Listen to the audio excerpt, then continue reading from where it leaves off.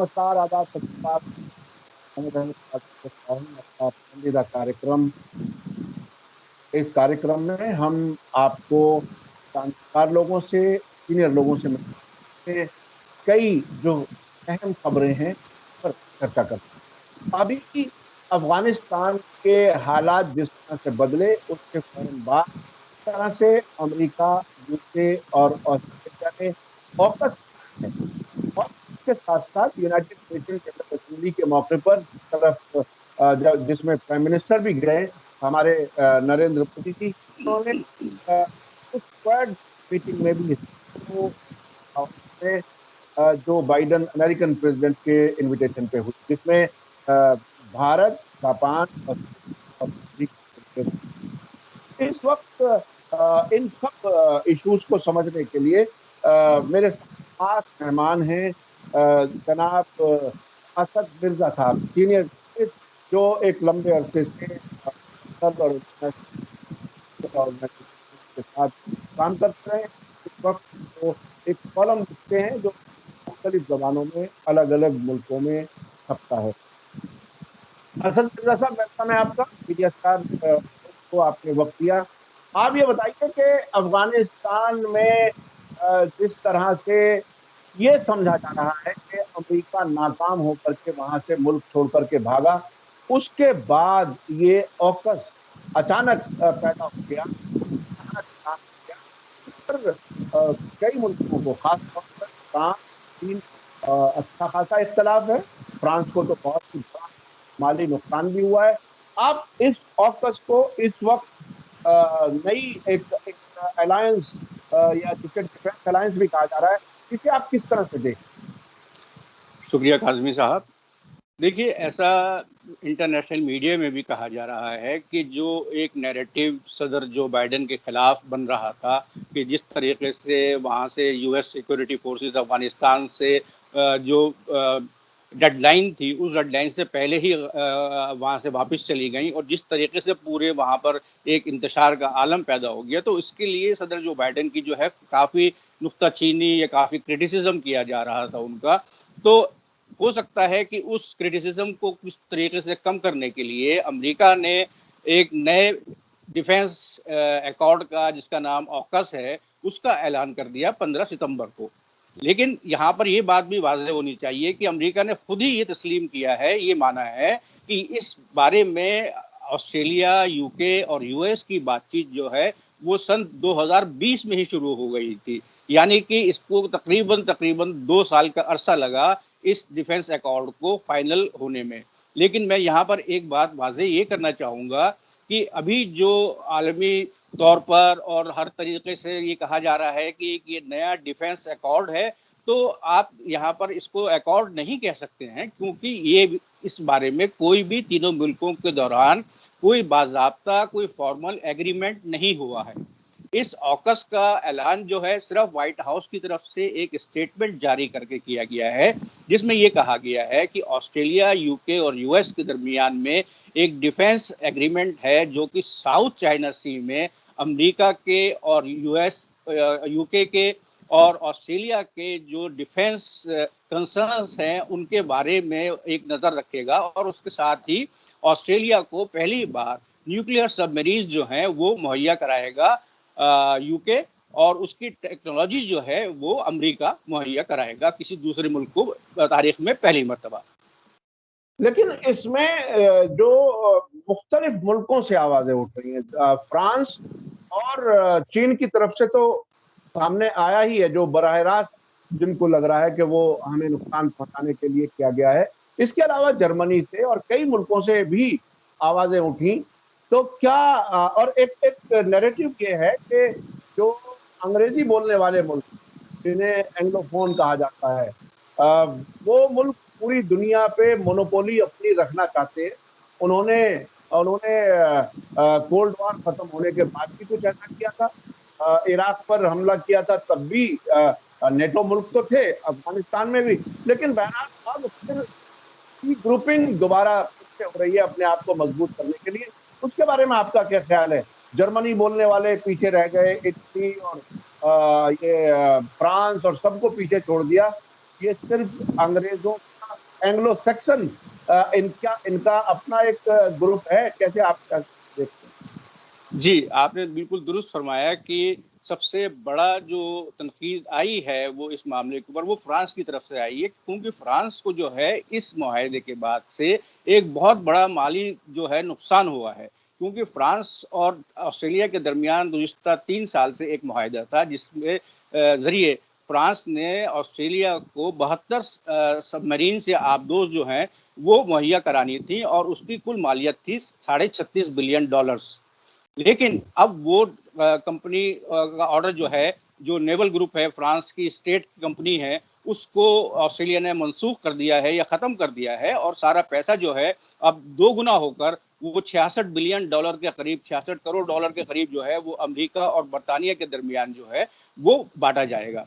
इसके साथ जैसा आपने कहा कि तनक़ीद इसकी हो रही है, ज़ाहिर है कि चीन की तरफ से इसकी तनक़ीद होनी ही है, क्योंकि चीन का ये कहना है कि जो भी चीज़ डिफेंस के ज़रिए या डिफेंस अलायंस के ज़रिए साउथ चाइना सी में की जा रही है, वो उसी के खिलाफ की जा रही है, क्योंकि उसके अलावा उतनी बड़ी ताकत इस पूरे खित्ते में नहीं है, इस पूरे रीजन में नहीं है। बाकी जो ममालिक हैं, वो बहुत छोटे-छोटे ममालिक हैं और उनके भी अपने जो हैं कमर्शियल इंटरेस्ट हैं, लेकिन वो अपने कमर्शियल इंटरेस्ट को किसी तरह से बैलेंस करके चीन और अमेरिका और दूसरी ताकतों के साथ चलते हैं। लेकिन अमेरिका का ये कहना है कि ऑकस के बारे में जो है, वो जितने भी छोटे मुल्क हैं, फिलीपींस, इंडोनेशिया, मलेशिया, थाईलैंड, इन सब ने उसकी हिमायत की है और सबसे बड़ी जो तनकीद आई है, वो आई है यूरोपियन यूनियन की तरफ से।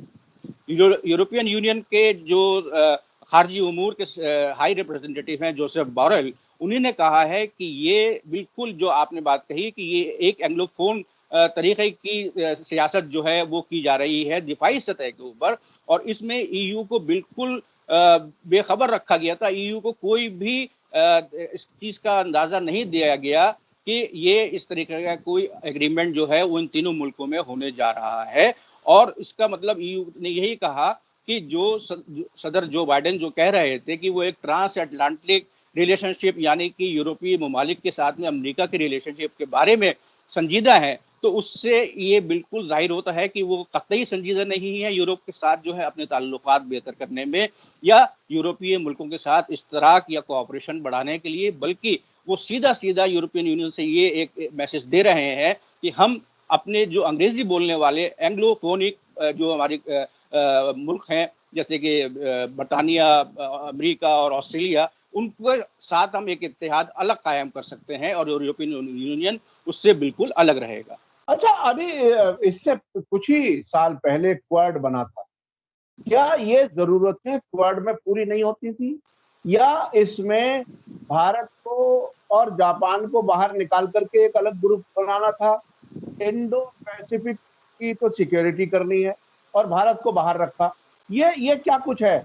और जो व्हाइट हाउस में मुलाकातें हुई क्वेड की भी और उसके बाद जो बाइडेन के साथ बायलैटरल मुलाकात भी हुई हमारे प्राइम मिनिस्टर की, इसको आप किस तरह से देख रहे हैं? क्या कुछ है?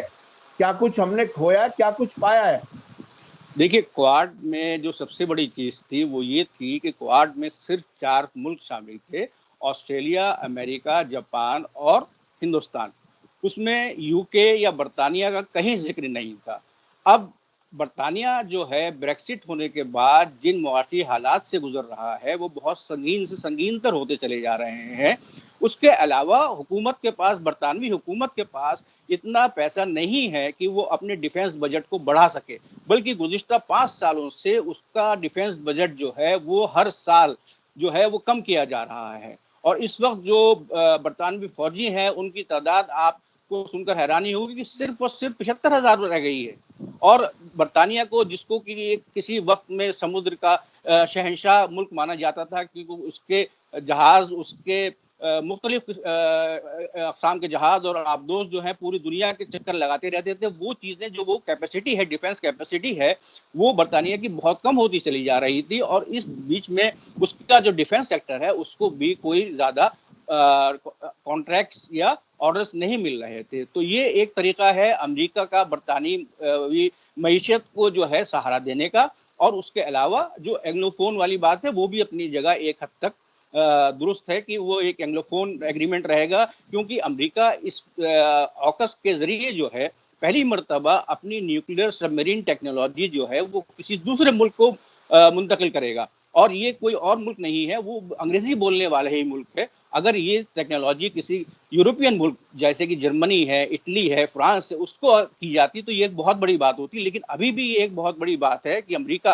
पहली मर्तबा तारीख में अपने defence technology, nuclear defence technology को जो है वो किसी दूसरे मुल्क को ट्रांसफर कर रहा है। इसके अलावा जो एक सबसे बड़ी बात जो तजिया निगारों ने जिसकी ऊपर तनकीद की है कि शायद डिप्लोमेसी या खारजी उमूर की हिस्ट्री में ये पहली मर्तबा हुआ है कि किसी रीजन में एक कोई रीजनल अलायंस पहले से मौजूद है और उसकी कुछ शिकों को जरा सा तरमीम करके एक दूसरा अलायंस कायम किया जाए और पहले जो मुल्क जो अलायंस है उसके किसी भी मुल्क को उसकी भनक ना दी जाए।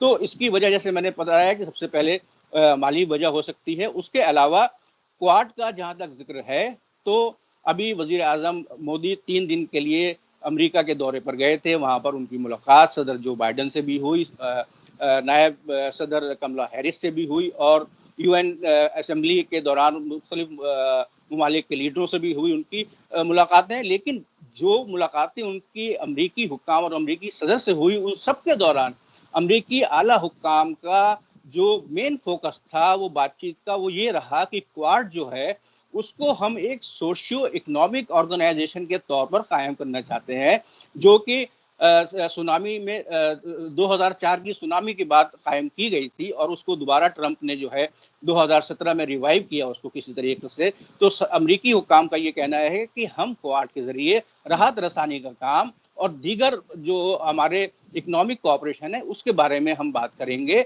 और ऑकस जो है वो सिर्फ और सिर्फ दिफाई यानी कि डिफेंस सेक्टर के ऊपर फोकस करेगा। तो ये सबसे बड़ी अमरीकी हुक्काम ने जो है डिफरेंस बताने की कोशिश की हमारे वजीर आजम को भी, मीडिया, इंटरनेशनल मीडिया को भी और दूसरे मुल्कों को भी। अच्छा, कमला हैरिस के बारे में भारत में बहुत कुछ पॉजिटिव चर्चा रही है। जब ये बनी थी तो उनके उनके जिसे मामू कहते हैं, मामा कहते हैं, वो दिल्ली से भी गए थे उसमें ओथ टेकिंग सेरेमनी में और भारत ने उसे बड़ा सेलिब्रेट किया था। लेकिन इस मुलाकात में उनमें कोई दोस्ती जैसी बात नजर नहीं आई। ऐसा लगा कि व्हाइट हाउस ने कमला हैरिस के जरिए ही भारत को कुछ ऐसी बातें कहलवा दी जो शायद यहाँ नहीं की जा रही। उसका आप कैसे देख रहे हैं? देखिए, ये जो बातें कमला हैरिस और वज़ीर आज़म मोदी के दरमियान मुलाकात में जिन पॉइंट्स पर कमला हैरिस ने ज़िक्र किया डेमोक्रेटिक और माइनॉरिटी राइट्स से रिलेटेड, उसके बारे में अमरीकी वज़ारत ख़ारजा की जो एनुअल सालाना रिपोर्ट जो होती है, वो पिछले 3 सालों से बार-बार उसकी तरफ इशारा कर रही है। और सदर जो बाइडेन ने भी सदर बनने से पहले अपने इलेक्शन कैंपेन में भी और सदर बनने के बाद भी डेमोक्रेसी के लिए अपनी जो है आमादगी और अपनी सारी सलाहियत जो है वो इस्तेमाल करने के स्टेटमेंट्स दिए थे। और वो इस साल नवंबर में एक और ग्लोबल कॉन्फ्रेंस करने जा रहे हैं जो कि डेमोक्रेसी के ऊपर फोकस होगी। तो अमरीकी हुक्काम जो हैं, अमरीकी एडमिनिस्ट्रेशन जो है इस वक्त उसका सबसे बड़ा मेन फोकस है वो पूरी दुनिया में जमहूरी इक़्तिदार को और ज़्यादा मजबूत करना, जमहूरियत को जो है वो कायम रखना और जमहूरी इंस्टीट्यूशंस जो हैं, डेमोक्रेटिक इंस्टीट्यूशंस जो हैं, उनको जो है कायम करना और उनको आज़ादी से काम करने देने के हक देना जो है उसके ऊपर फोकस कर रहे हैं। तो यही बातें जो हैं कमला हैरिस ने अपनी मुलाकात के दौरान वज़ीर आज़म मोदी से दोहराई। तो इसको ये नहीं कह सकते कि वो सबक जो है वो दोबारा दोहराया जा रहा था, बल्कि ये मेन फोकस है सदर जो बाइडेन की फॉरेन पॉलिसी का। ये बहुत ही अहम बात बताई आपने, रिकॉल भी किया कई चीजें, कैंपेन की बात भी बताई और डिपार्टमेंट ऑफ स्टेट की रिपोर्ट्स भी बताई। अब हम ये समझना चाहते हैं कि इस यूनाइटेड नेशन जनरल असेंबली में प्रधानमंत्री जी ने जो स्पीच दिया उस वक्त कैसा माहौल था, और ओवरऑल अगर असेसमेंट करें ये न्यूयॉर्क जाकर के जो ये नए हवाई जहाजों में बहुत ही महंगे स्पेशल जहाज जो काफी लंबे अरसे से तैयार खड़े हुए हैंगरों में खड़े हुए थे, तकरीबन कितना कई हजार करोड़ की कीमत के, क्या इस विजिट से भारत को क्या कुछ कहा, आप उसे किस तरह से देखते हैं? तरह से शुरू किया? देखिए, अभी मजमूई तौर पर जो हिंदुस्तानी वज़ारत-ए-ख़ारिजा या मिनिस्ट्री ऑफ एक्सटर्नल अफ़ेयर्स है, उसने बाज़ाब्ता तौर पर इस दौरे के दौरान जो है हिंदुस्तान को क्या-क्या चीज़ें हासिल हुई, इसके बारे में कोई तफ़सील मुहैया नहीं कराई है। लेकिन जो मीडिया में ख़बरें आई हैं, उसमें ये ख़बर भी एक शामिल थी कि वज़ीर आज़म मोदी ने वहाँ पर 6 नुमायाँ बिज़नेसमैन से मुलाकातें की उनकी डेलीगेशन के साथ में और अलग-अलग भी। और इनमें से वो कंपनियाँ ज़्यादा मौजूद थीं जो कि साइबर सिक्योरिटी और टेक्नोलॉजी के बारे के काम एरियाज़ में काम कर रही हैं। ऐसी ही एक कंपनी जनरल एटॉमिक्स है जिसके सीईओ जो हैं वो हिंदुस्तानी निज़ाद विवेक लाल हैं। मिस्टर मोदी ने उनके साथ भी मुलाकात की क्योंकि हिंदुस्तान जनरल एटॉमिक्स से 30 प्रेडेटर ड्रोन खरीदने के लिए कोशिश कर रहा है। यहाँ पर मैं ये वाज़ेह करना चाहूँगा कि प्रेडेटर ड्रोन और ड्रोन के अंदर एक नुमायाँ फ़र्क ये होता है कि ड्रोन जो है वो खाली सिर्फ़ और सिर्फ़ सर्वेलेंस कर सकता है या निगहदाश्त कर सकता है या वहाँ की तस्वीरें ले सकता है। जबकि प्रेडेटर ड्रोन जो है उसमें ये सलाहियत होती है कि उसमें आप कम से कम 2 लेज़र गाइडेड बॉम्ब्स और 4 जो हैं वो एटॉमिक बॉम्ब जो हैं वो आप उसके अंदर नस्ब कर सकते हैं। तो हिंदुस्तान ये चाहता है कि उसको 30 प्रेडेटर ड्रोन जो है वो अमेरिकी कंपनियां जो हैं वो मुहैया कराए, जिसके लिए वो कोई भी कीमत देने के लिए तैयार है। और इन 30 ड्रोन्स में से 10 ड्रोन जो हैं वो इंडियन मिलिट्री को, 10 ड्रोन जो हैं वो इंडियन एयरफोर्स को और 10 ड्रोन जो हैं वो इंडियन नेवी को मुहैया कराए जाएंगे ताकि हिंदुस्तान की जो डिफेंस कैपेबिलिटीज़ है उसमें इजाफा हो सके। और जिस तरीके से अमेरिका ने अफगानिस्तान में ड्रोन्स के जरिए लड़ाई लड़ी थी, तो आने वाली अगर हिंदुस्तान को किसी ऐसे सिनेरियो का सामना होता है जिसमें कि वो किसी दूसरे मुल्क से उसको जंग करनी पड़ जाए, तो वो ये चाहेगा कि प्रेडेटर ड्रोन्स के ज़रिए जो है वो ज़्यादातर लड़ाई हो ताकि आपके अपने फ़ौजी जो हैं वो ज़्यादा से ज़्यादा हलाक ना हों।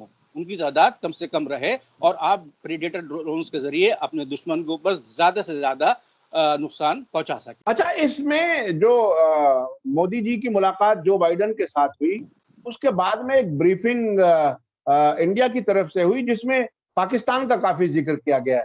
क्या ऐसा कुछ अमेरिकी मीडिया ने भी बताया है? देखिए, अमरीकी मीडिया में तो मजमूई तौर पर इस पूरे दौरे की बहुत कम जो है वो तफ़सीलात आईं और अगर कोई तफ़सीलात आईं भी तो वो जो अखबारों के अंदरूनी सफ़ात अंदर के पेजेज़ होते हैं उनमें आईं और बहुत छोटे तरीके से उसको लिया गया। लेकिन हिंदुस्तान की तरफ से पाकिस्तान का बार-बार नाम लिया जाना जो है वो हिंदुस्तान की ख़फ़गी या एम्बैरेसमेंट को भी ज़ाहिर करता है क्योंकि हाल के अफ़गानिस्तान अकॉर्ड के दौरान में और उसके बाद में हिंदुस्तान को कोई भी रोल नहीं दिया गया। जबकि हिंदुस्तान ये चाहता था कि दोहा डायलॉग में पाकिस्तान और कतर के साथ वो भी शामिल हो ताकि वो जो अपना डेवलपमेंट बजट उसने वहाँ पर 3 करोड़ डॉलर का जो खर्च किया है, उससे कुछ फ़ायदा हासिल हो सके और वहाँ पर जो कोई भी हुकूमत कायम होगी होने वाली होगी, उसके अंदर एक वो नुमायाँ किरदार अदा कर सके। लेकिन अमेरिका और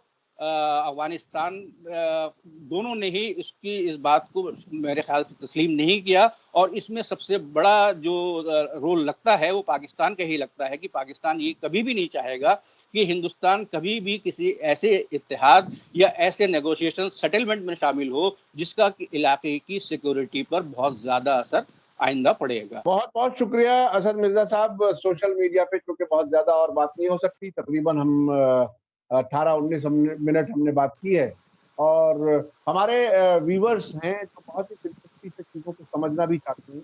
आपने काफ़ी गहराई से कई इश्यूज़ पर हमारी आज आपके बीच में बात हुई। United nation general assembly, Modi ji की अमेरिका की विज़िट और ख़ास तौर पर क्वाड मीटिंग और जो बाइडेन के साथ मुलाकात के बाद उस पर भी आपकी बात आपने बताया और कमला हैरिस के बारे में, भारत के बारे में और भारत सरकार की उस पर भी काफ़ी आपने तफ़सील से बताया। बहुत-बहुत शुक्रिया असद साहब, आपने वक़्त दिया और कोई आप आखिर में कुछ कहना चाहें तो बताएँ? बहुत-बहुत शुक्रिया काज़मी साहब। आइंदा एपिसोड तक आपसे मुलाकात होगी। शुक्रिया, खुदा हाफ़िज़। बहुत-बहुत शुक्रिया। इसी के साथ मुझे दीजिए इजाज़त। धन्यवाद, शुक्रिया। जय भारत, जय हिंद। मीडिया स्टार वर्ल्ड के और वीडियो देखने के लिए हमारे चैनल को सब्सक्राइब करें और सीधे नोटिफिकेशन पाने के लिए बेल आइकन दबाएं। और अगर हमारी खबर सच्ची और अच्छी लगे तो अपने व्हाट्सएप, इंस्टाग्राम, फेसबुक और ट्विटर अकाउंट पर जरूर शेयर करें।